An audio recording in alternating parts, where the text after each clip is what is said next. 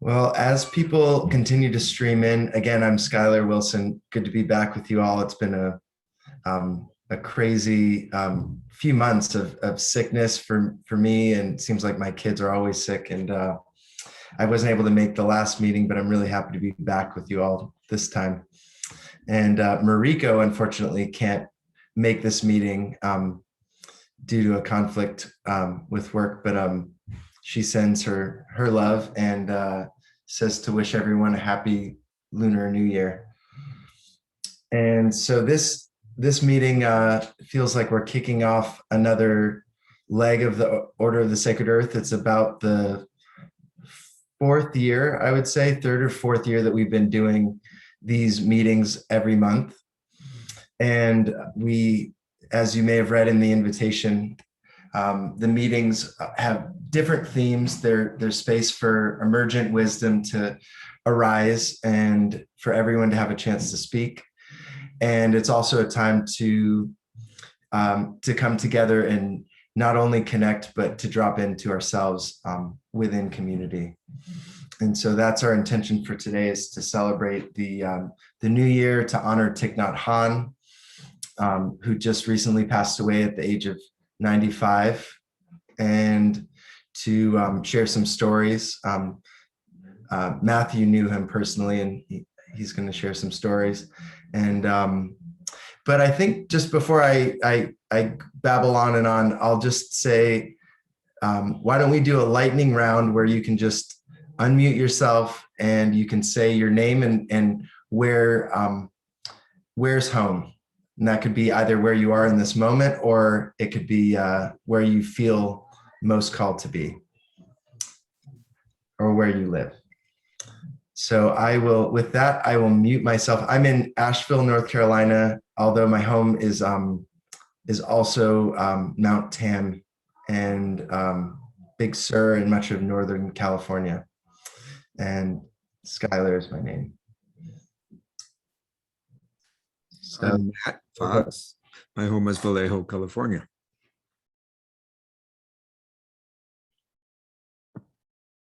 Beasley, also in Vallejo, California. Oh, hello, neighbor. Maybe I should go next, because I'm Will McDarby and I'm the Executive Director of the Interfaith Council of Contra Costa County, and I live in Benicia, California, next to Vallejo, California, on Patwin land. Blessed be. I'm Dave Gay in Vermont, and my home is really Maine. I'm Monica Olinger, and my home is Hickory, North Carolina. I'm Leonard Gehring, and I live in Portland, Oregon. I'm Michelle Berdichevsky, and I live in Mount Shasta, California. So I'm Anita Manuel, and I don't live in California. I live in the Appalachian Mountains, but home is really here and there. I've been a nomad most of my life. My name is Elena. My name is Crystal Parks. Go ahead. Sorry. Okay. I'm Elena. I'm also in Hickory, North Carolina, but I'm from California. So got both. My name is Crystal Parks, and I live in the unceded territory of the Arapaho and Cheyenne. Some people call it Denver. My name is Bill Germanson. As a newcomer here, I'm from Salt Lake City, Utah, the heart of the West.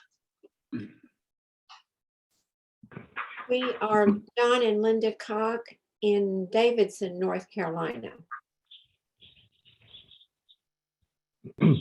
I'm Satish Ritter, and I live in Mexico, in Michoacan, Mexico.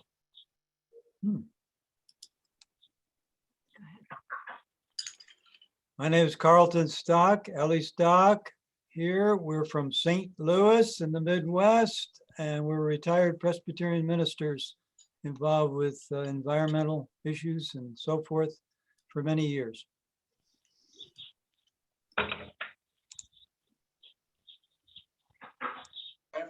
I'm Jesse Keeler.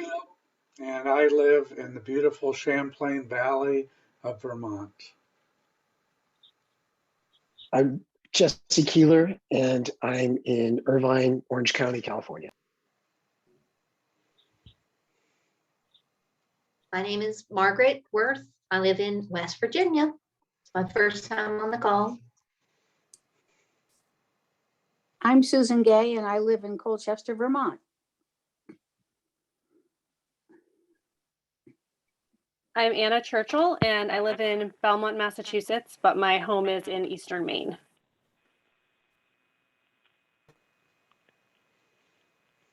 I'm Dave Greenfield from Saskatoon, Saskatchewan in Western Canada.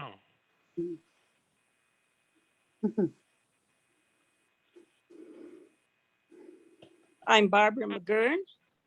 I live in Amory, Wisconsin, a little rural town. And it's my first time.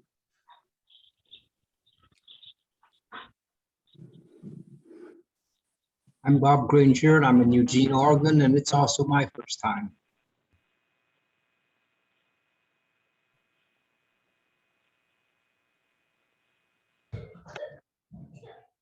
Wonderful. Is that everyone? If you've arrived late, feel free to type into the chat your welcome, your name, and where you're coming from. And I think I'll just start by asking everyone to just for a minute to drop into a state of inward presence. And so you can have your eyes open or closed.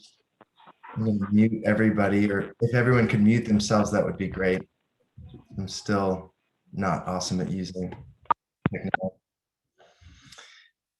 And just take a few deeper breaths. Bring your attention to the breath and to the body, to the belly.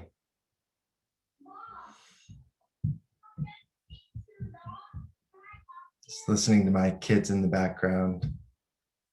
All the busyness that normally is present in our lives, just letting it go, letting it be here.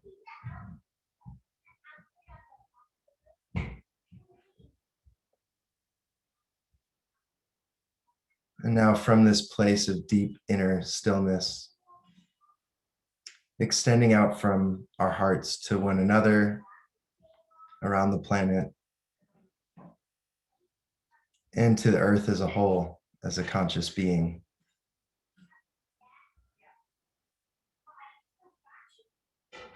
Feeling her within us and all around us.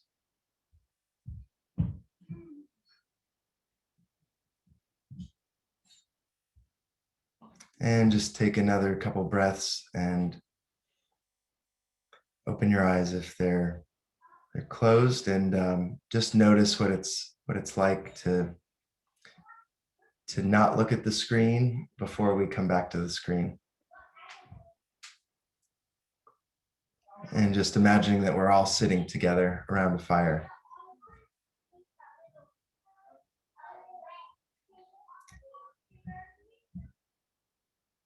And so a map of where we're going to go for the remainder of our time together is, as I said briefly before, is we're going to honor Thich Nhat Hanh's life and his passing. And I'm going to hand it over to Matt for that. And then after that, we're going to hand it to Tom Baugh, who's a conservation biologist who does a lot of work reflecting the stories of ecologists and biologists around the world, and as both inspiration, but also as a way to plug into these different efforts to restore landscapes on large and small areas. And then we'll also open it up for Jesse and Anita to share their invitation for their group that they're forming. And it's still very much in the creative process, as well as our online forum that we're working on creating.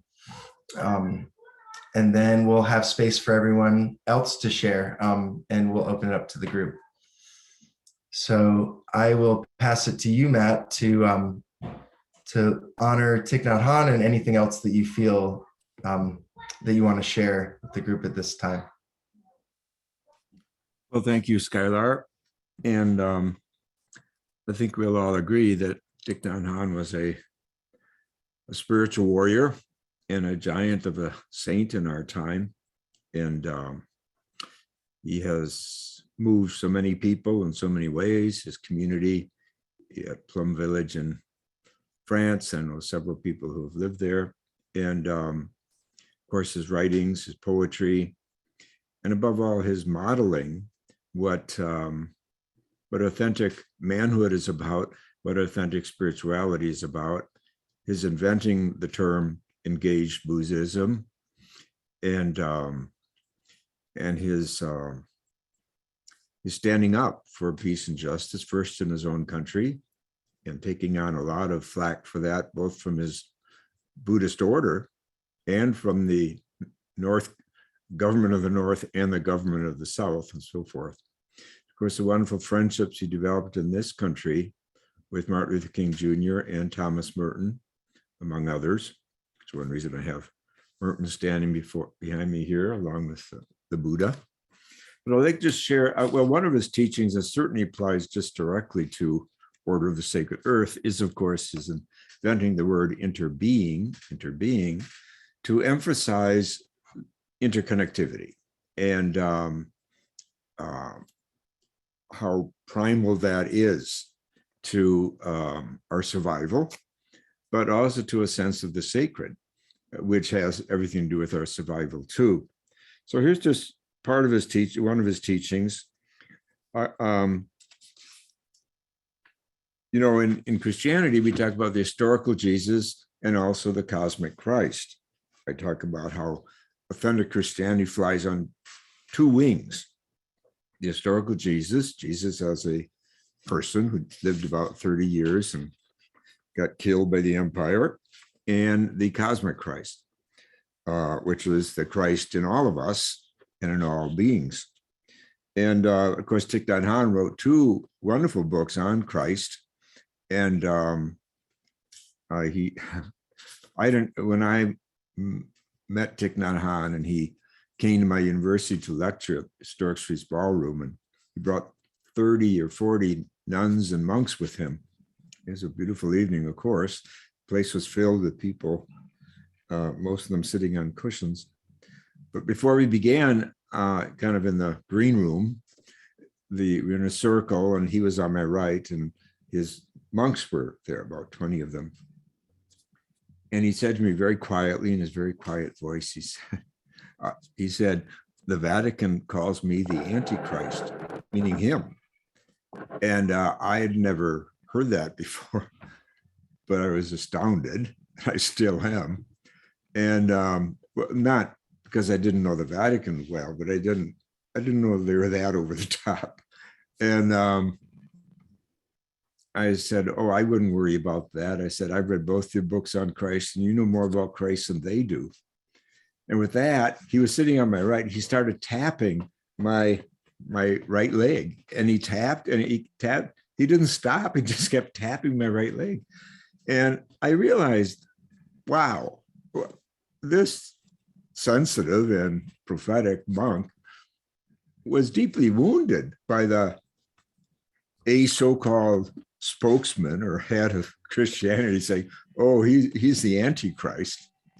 And you know, he had to hear this from someone in the fold that he wasn't, in addition to not being the Antichrist, he was in fact more knowledgeable of Christ and the message than they were. And his books prove that, and his life proves that. But as I say, he talks about the ontological Buddha, as I talk about the cosmic Christ. He says the ontological Buddha, the Buddha at the center of the universe. The Dharmakaya is the embodiment of Dharma, always shining, always enlightening trees, grass, birds, human beings, and so on, always emitting light. So this is the cosmic Buddha, if you will. And notice, always emitting light. That's exactly what John 1 says about the Christ. And that's where we get the cosmic Christ. The Christ is always emitting light. Is the light in all beings, what John 1 says. And science tells us today there are light waves in every atom in the universe. And then he goes on, it is this Buddha who is preaching now and not just 2,500 years ago.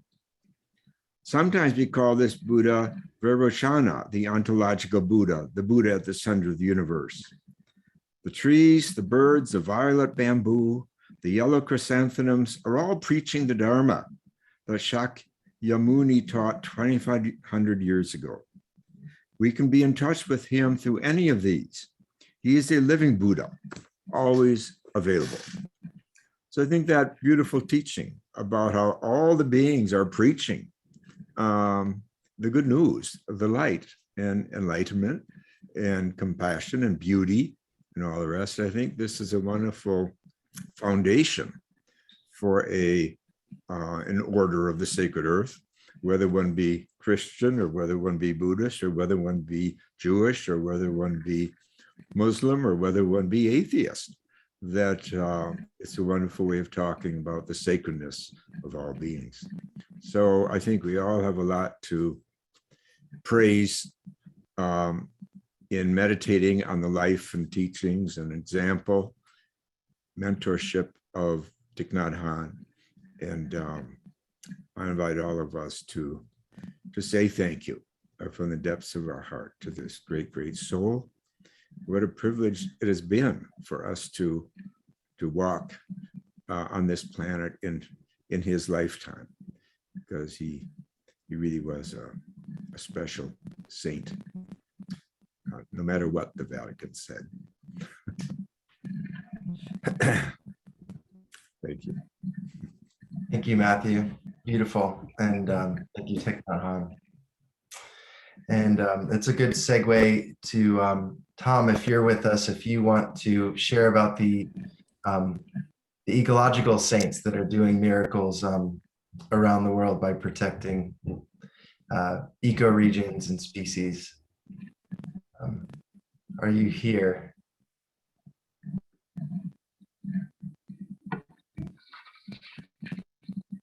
Skylar, do you have a good audio on this? It's a little bit shaky, but speak again. Let me see if it's okay. This I'm getting a poor connection flash across the screen, but let me just try this. We'll see how it works. Okay. Okay, I'll just let you know if it still remains poor, and I can read the description that you sent to me if that doesn't work. If it doesn't work. I'll try one other one here. Is that better now? That's much better. Okay. And thank you, and thank Matt for that. We're in a little bit of grieving, I think, here also. My wife Penny, who's not here now, found Thich Nhat Hanh's teaching really profound in her life. But let me go ahead. I'm not sure who was here. It wasn't last time, but at the last it's kind of bad again. So do you mind if I pull it up here and read it for you? What you sent me? Okay, let me just try one other thing. Where are we at now? Speak again, please. Okay, why don't you go ahead and read it then? Okay. Yeah, well, let's try to work on that for next time so that we get your internet good. All right, let's see.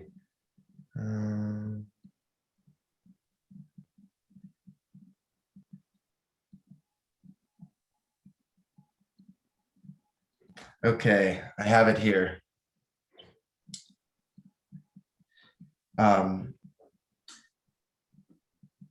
So Tom writes, at the last meeting of the council, I introduced to you a new order of saints, saints who are responsible for a new type of verifiable miracle. We call them conservation biologists or ecologists, and their colleagues are stewards or rangers. And we describe their miracles as literally the restoration of life on earth. That is truly a miracle in this day and age. These saints are often funded and supported by specialized non-governmental organizations and sometimes governments.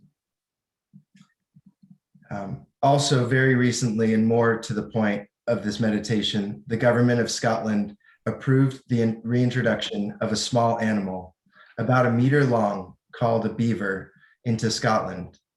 This little rodent does amazing things with logs, limbs, and twigs, building dams across streams and other flowing water.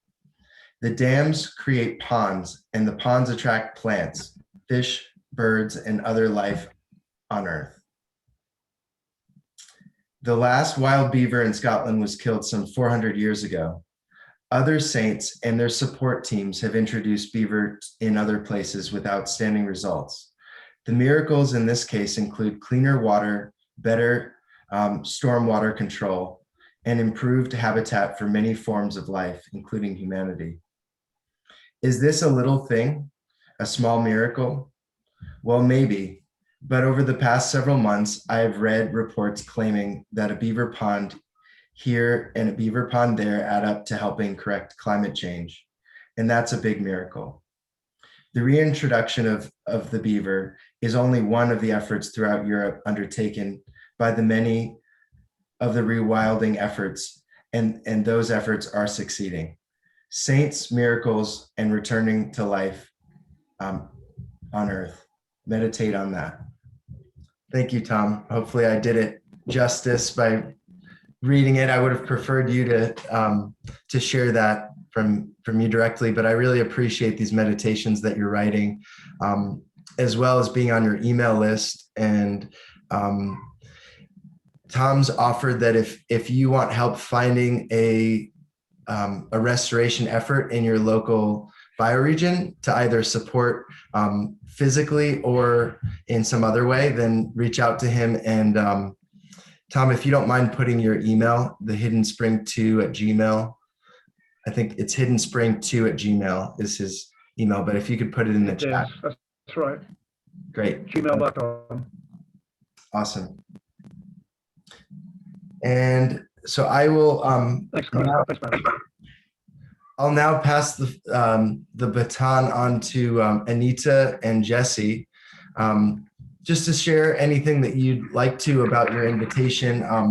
I wrote about it in the last newsletter, and it's an invitation to be part of a working group and a more intimate and deeper dive into an online community that supports really any and everything that the Order of the Sacred Earth and beyond that we're doing. And so I'll give it away to you to tell us where you are in your process and invite folks to join you. Either of you can jump in.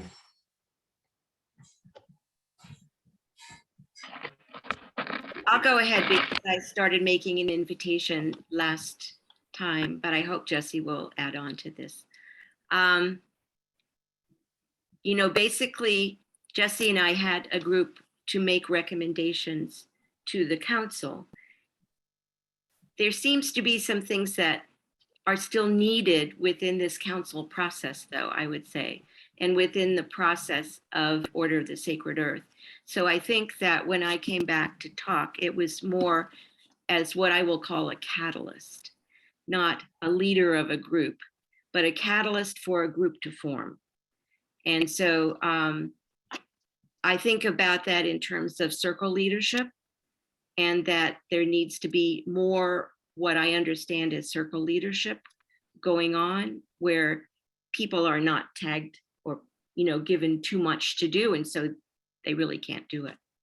We need to have a different way of spreading and gathering And so it's really, I think, about that, both to complete the process that was started for an online platform, which has further needs, and also to, just look at how things work and where are there things that are maybe left out or could be definitely improved so that, they really are living out strongly what it is to be sacred in a sacred earth. And I would say, I think it's really hard for all of us to be able to see our own patterns that we have inherited. And so we need each other to be able to look more closely at what inherited patterns we actually need to be shifting in order to come to that kind of sacred relationship with the earth, rather than, our inherited dominator relationship. So if Jesse would like to add something. I don't know if there's much more to add, Anita. I think it's just, it's very well said. I think it's an opportunity to come together outside of council meetings, but still as a group that's related to council, and discuss the nature of what we're doing and deepen it. Understand how we are coming together, as Anita said, as a group, and address some of the unspoken norms that impact how we relate to each other. But how can we genuinely become those lovers and defenders, protectors of the earth? That is the vow that we've taken. And so that our Order of the Sacred Earth can flourish. That's what I've got there. So. Beautiful. I want to make one correction, Skylar. You said it was Jesse London in your. Yeah, I realized that after I published it. I have another friend named Jesse London. Sorry about that. Keeler. Yeah. So it's Jesse Keeler, right? Mm-hmm. Right. And so, for anybody who maybe didn't read all the way to the end of the wonderful thing that Skylar sent out, both Jesse and my emails are in there. And anybody who, as I said last time, there might be a volunteer, there might be somebody there's somebody who might be interested in this group. Or somebody from your pod, if you have a pod, who might be encouraged to come and have this kind of background role or function. So just inviting all of that. Thank you. And thank you both for sharing that, and for also taking the baton in this direction that we've always felt was needed. And especially the participatory communal aspect of having conversations about specific issues, but also the process of coming together and how that's done. We've always seen this council as being kind of the introduction and a way to get people into community together. Sorry, my 1-year-old is screaming outside the door, so I apologize, but maybe just.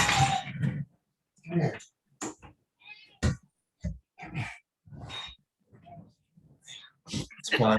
Easier just to bring him in.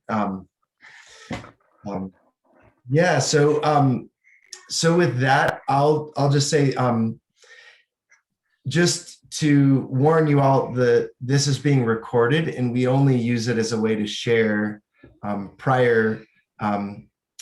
Sort of share the meetings with people who can't make it to the council, and also have a record of it. So just know that before you share, and hopefully that's okay. And then we also just invite everyone to speak from the heart, to share from the heart, listen from the heart, to be brief and to the point, and feel free to share about what you're doing in a concise way, but also what's on your heart right now. We found that it's very healing to come together and not necessarily need to fix anything, although there are many things that need to be fixed, but just to be together in this way as people who honor the earth and honor one another, and the impact that we all hope that we can have in turning life and humanity in a direction that honors the earth. So with that, I will open the floor, and we have we've got about half an hour, or about 25 minutes. So just please share if you like to, and you can also use the chat if you don't want to use your voice.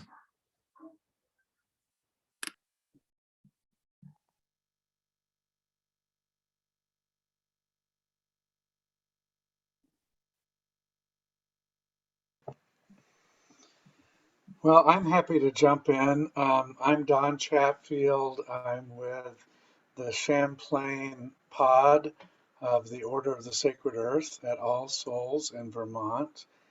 And I think we reported last fall that we had 11 members take the vow in a sacred ceremony in our labyrinth. And we've continued meeting through the winter, enjoying some sacred ritual together and going deep with one another. And our pod has expressed a strong desire to get involved in action to benefit the earth. And two of our pod members are with us tonight, Dave and Sue Gay. And I'm not going to tell the story because they've really been in the lead on this, but they are getting very active in creating a new pollinator garden at All Souls. I'm sure they'll want to tell you about that. It's really wonderful to be with all of you and to see you tonight.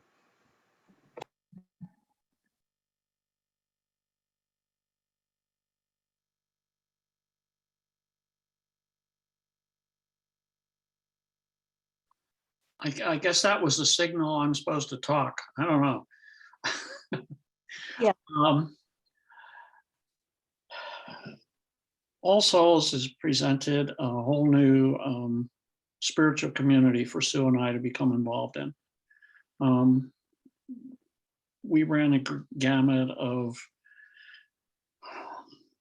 Protestant faiths over our lifetime, and finally think we've really found the right home here at All Souls.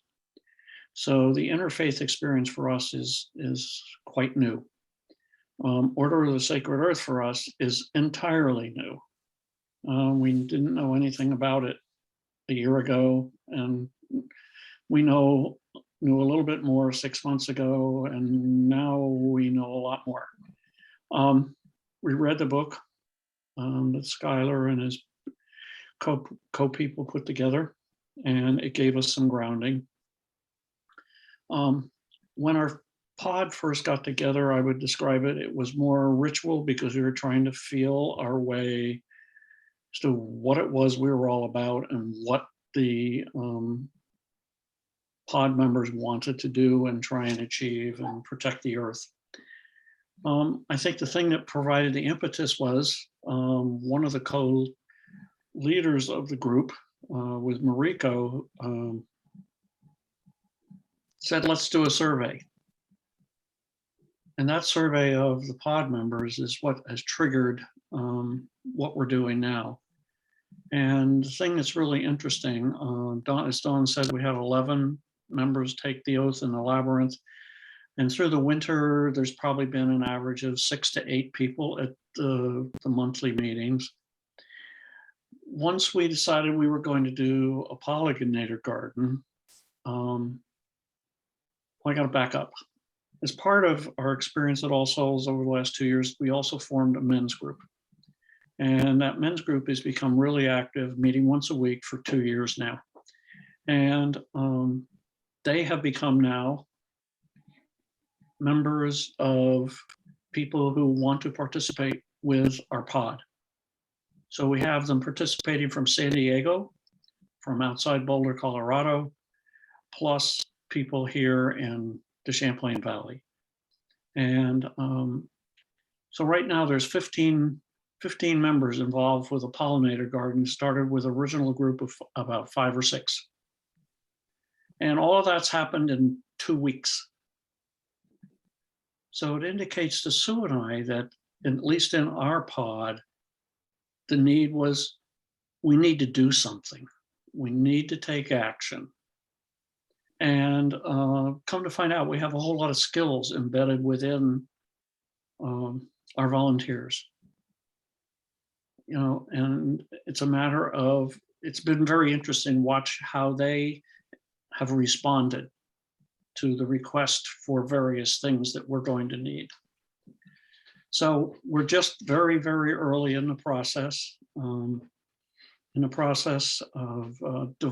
designing where the garden's going, what it's going to look like.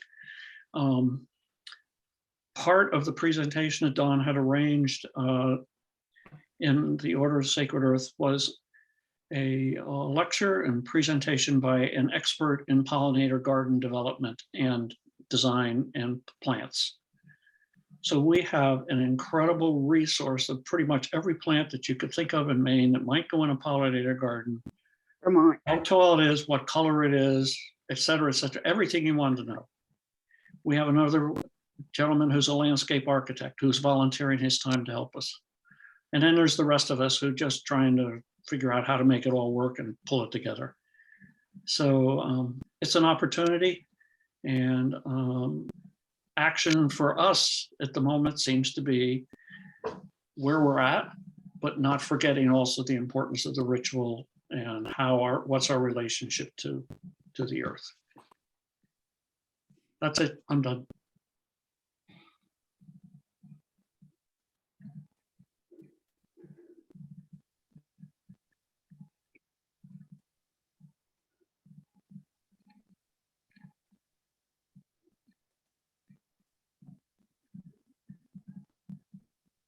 Is it okay if I interject now? Okay. I live in West Virginia. I've lived in this town all of my life, except for the time that I went away to college. I could talk for hours and hours. I'm so happy to be here. I'm so happy to have found you all. But for me, it probably started about 6 years ago. And the pipeline issues across the country, and there was a pipeline that was coming through our county. I say county because it's 1,000 square miles with 9,000 people, and we are called the birthplace of rivers. So it was shocking to me.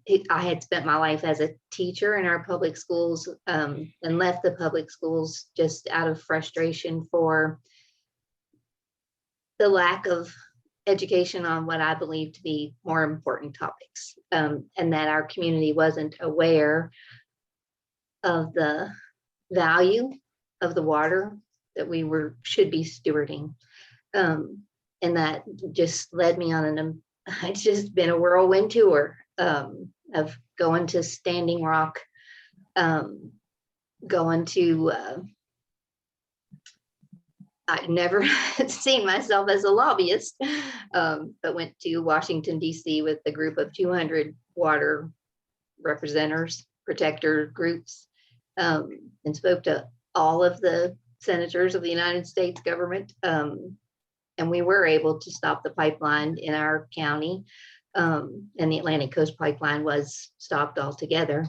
And there have been several miracles associated with that. And all of those that I'm aware of had their roots in indigenous rituals. So I have a really fun and happy and joyful story that I'll write down and send to you all about. I'll try to say this without shedding too many tears, but my following Matthew Fox. My husband passed away on December 5th, and he sent foxes and foxes and foxes and foxes and foxes. And I had an hour-long Zoom meeting with Father Nathan Castle, who lives out there with all of you in California, because it was just another Holy Spirit moment of helping me find some peace with what was a sudden death, but enough time was given to do a little bit of preparation anyway. So in talking with Nathan, he said, I think you need to get a little fox and put it in your prayer corner. And I woke up a few days ago and I just said, Matthew Fox. And I found you all. So that's all for today. But thank you.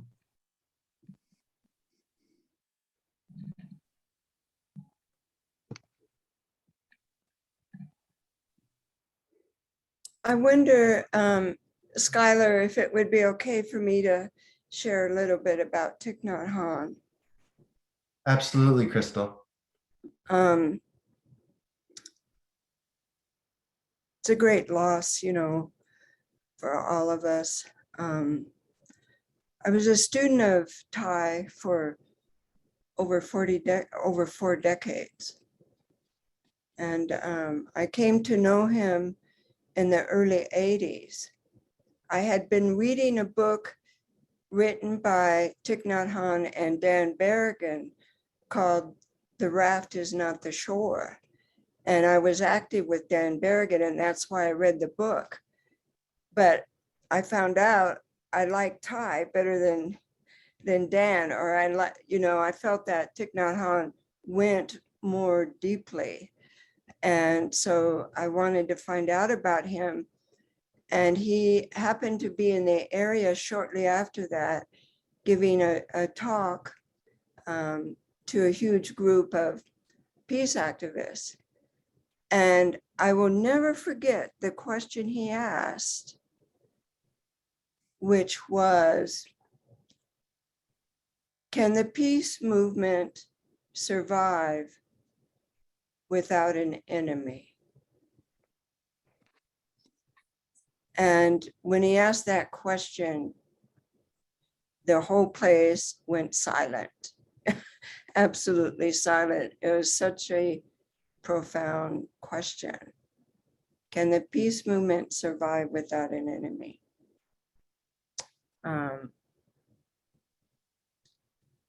So that's a question I've been remembering since his death. That's what's come up for me. And I received Buddhist vows from him many, many years ago. And it was a real delight to be a part of his tribe back then when he wasn't very well known. So our gatherings were small and very personal. And so I miss him terribly, and just thanks for letting me share that little bit.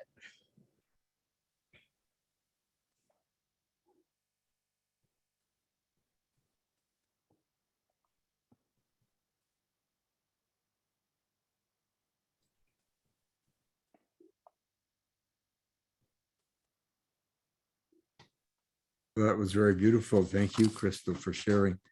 I just want to thank Margaret, who spoke before, and offer our support for the loss of your husband last month. And just tell a little story about foxes and death.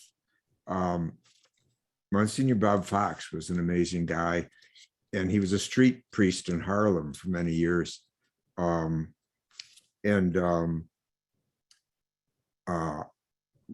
And he was on our faculty for the summer, and he died shortly after that, very suddenly. He was in his 50s, but he refused to go to doctors any more than his people in the neighborhood did, and it was Harlem. So he didn't see many doctors, but he died very suddenly in his 50s. And we were doing a workshop at Omega Center in upstate New York. And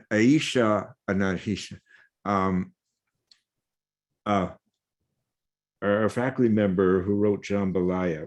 I'm sorry, her name's slipping me now.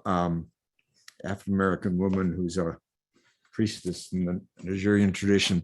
Anyway, she was with us, of course, teaching that week. And she met the silver fox in the woods. And she was sure it was Bob sending his message to her, because the day he died, and she didn't know he died, she had a big dream about him. And he was in a circle of Africans, and he was the only white guy in the circle. And one of the Africans spoke up and said, "What's this guy doing here?" And Aisha spoke up in the dream and said, "He's one of us, so he stays here." And then she had this dream shortly after about the silver fox, and Bob had silver hair. So I just think that, I don't know, that comes to me and resonates with your dream of foxes. Maybe there's a special thing in native lore about visitations, foxes as visitations from the other world. Was that Louis Satish? Louis Satish, yeah. Louis Satish, thank you. Yes, thank you, Louis Satish.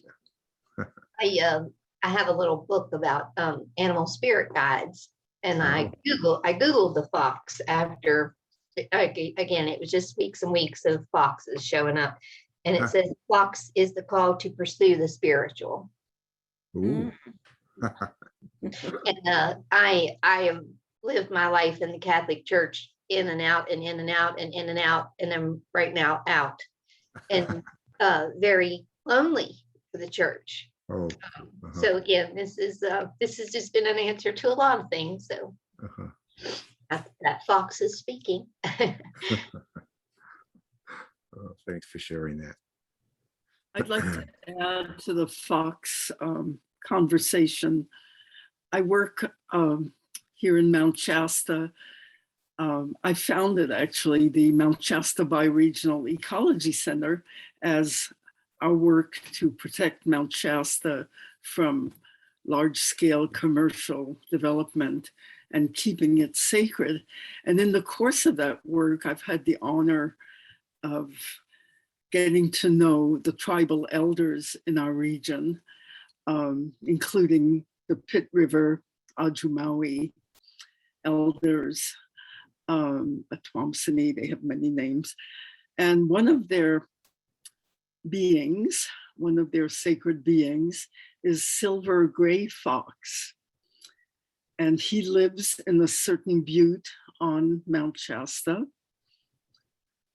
And his role, he's the son of the creator, actually. He's an emissary of the creator.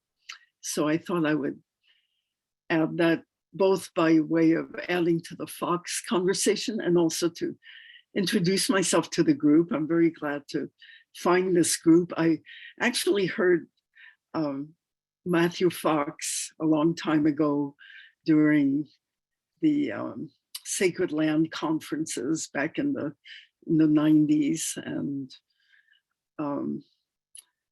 I'm really glad that a group like this exists. I'd like to bring in more ritual really into our work here at the Mount Shasta Bioregional Ecology Center. Even though we protect sacred land, we're now protecting our second sacred landscape, the Medicine Lake Highlands, which is the sister volcano to Mount Shasta.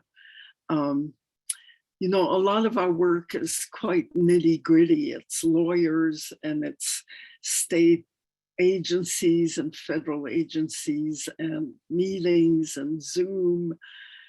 And we need a way to cultivate that sense of the sacred among us. And I'm hoping to learn to do that with our organization more. And I would love some hints from this group on how to bring that in to a diverse group. Some of them are just rational conservationists, scientifically oriented, and they don't want to hear too much about the woo-woo stuff that they call woo-woo. But I'd like to find a way to communicate that to them so that they see its value and the way it makes us stronger together, the way it makes us of one mind, the way it unites us so that we have that strength in the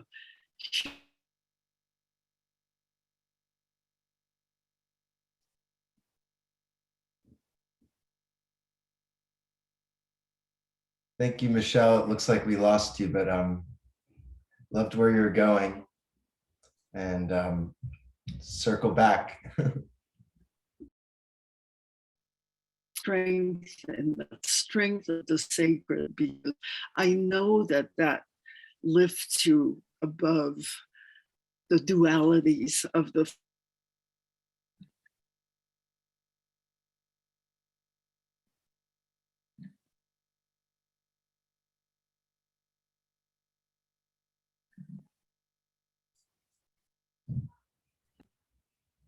Someone else can go now if you'd like to jump in with your share.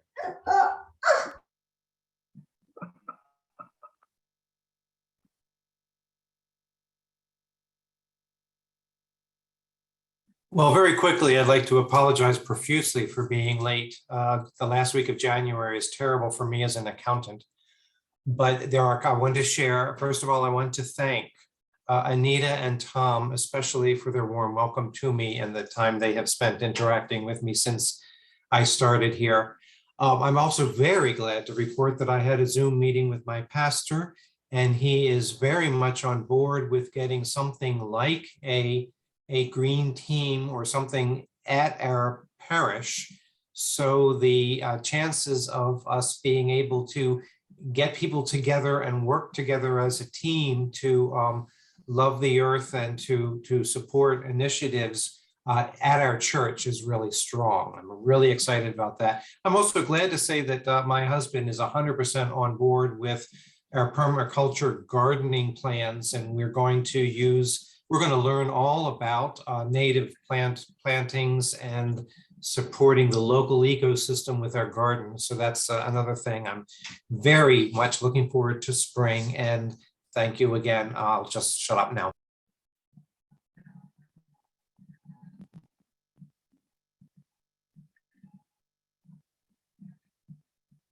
Hi, my name is Linda Cock and my husband John.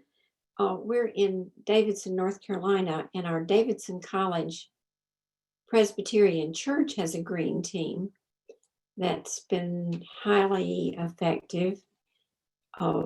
Before we even moved here, a lot of stuff had been done to the building as a way of being sustainable. We're moving more in the realm of education now, and we have a pretty active team. And I like your idea of the permagarden. That's good. But in the vein of Thich Nhat Hanh, I just wanted to share a book that we received recently from a young friend of ours. Her name is Kyra Jewel Lingo, who studied with, how do you say, Tay or Thai? Anyway, who studied with Thich Nhat Hanh she was a nun in Plum Village. And she has this wonderful little book, We Were Made for These Times, 10 Lessons for Moving Through Change, Loss, and Disruption. And she speaks in one of the chapters about when at 88, he suffered the stroke, and the physicians didn't expect him to pull through, and paralyzed and lost ability to speak. But she spoke of him as moving through the 8 worldly winds of loss, because he was not attached to any idea of a separate self. I don't quite understand all of that, but it sounded good.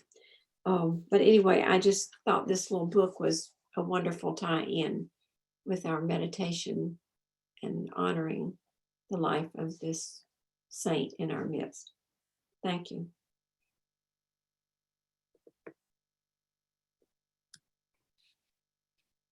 So just jumping in, thank you so much for sharing that, Linda, and Michelle. Thank you for your share. You got cut off a little short, but we'd love to have you back and to explore more of those topics. And if anyone has something that they want to have a little time at the beginning of the meeting to share, just email Mariko and I at orderofthesacredearth@gmail.com, and we'll give you some time. So that's kind of our way of doing it. And unfortunately, we're out of time. And I know there's a lot more people that haven't had a chance to share, but we appreciate you being here in this emergent, somewhat messy meditative way. And I think it's really a pleasure and adds a lot to my life just to feel all of you here with me.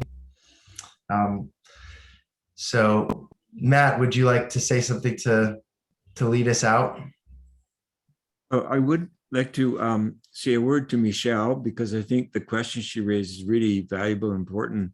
And that is, how do you get what she called rational ecologists on board with some ritual? And I think it's a really important question.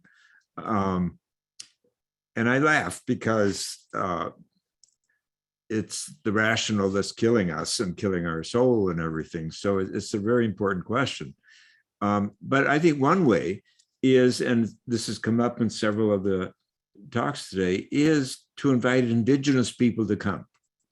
I think even rational people shut up when they hear drums and rattles and the ancient songs. Not only do they shut up, but they learn something. Their hearts get opened. So I think that's one of the gifts of indigenous people for us at this time. And that's why that question's so important.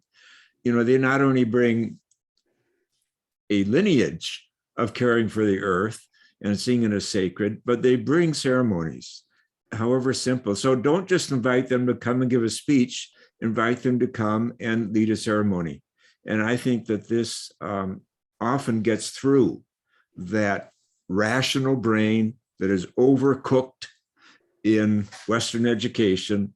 And so I think that's one way to go. And so I just throw that out there for Michelle and others who may want to chime in about it.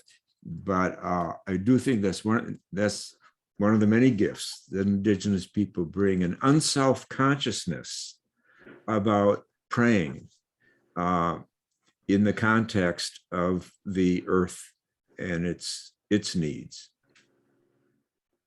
And of course, without the religious dogma that many people are either carrying on their back or are wounded from. So it's a different scene, a different religious, spiritual scene. And I think some rational people do get broken through by that reality. Thank you for that. Thank you. You're welcome. Thanks for the question.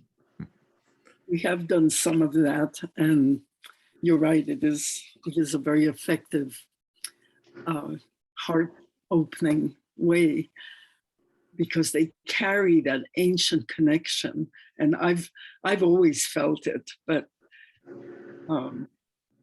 it does break through. I do agree with that.